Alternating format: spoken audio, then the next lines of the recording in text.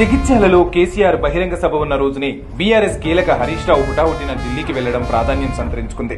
BRS పార్టీలో హరీష్ ను పక్కన పెట్టారని కొన్నాళ్లుగా చర్చ నడుస్తున్న వేళ హరీష్ ఢిల్లీకి వెళ్లడం పార్టీలో ప్రకంపనలు రేపింది.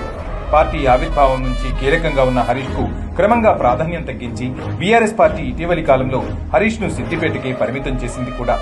హరీష్ ను కట్టడి చేసేందుకు హరీష్ చుట్టూ తన మనుషులే ఉండేలా చేశారు కేటీఆర్. ఇవన్నీ తెలిసిన హరీష్ కొన్నాళ్లుగా పార్టీపై ఆగ్రహంతో ఉన్నారట.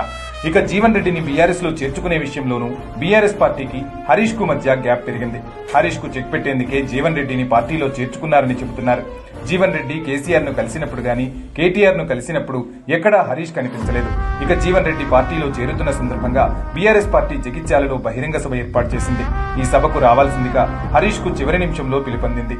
అది కూడా ఇతర సాధారణ నాయకులకు అందినట్టే నామమాత్రపు ఆహ్వానం అందిందట. ఈ పరిణామాల నేపథ్యంలో హరీష్ రావు మరింత కలత చెంది హుటాహుటిన ఢిల్లీకి వెళ్లారట. బీజేపీ పెద్దలతో మంతనాలు జరుపుతున్నారు. బీజేపీలో బీఆర్ఎస్ పార్టీ విలీనం కంటే ముందే హరీష్ బీజేపీలో చేరేందుకు గతంలోనే సిద్దమయ్యారు. తాజాగా తనకు పదవి విషయంలో స్పష్టమైన హామీ తీసుకునేందుకు వెళ్లారని, త్వరలోనే బీఆర్ఎస్ లో భారీ కుదుపు తప్పదని పార్టీ వర్గాలు చెబుతున్నాయి.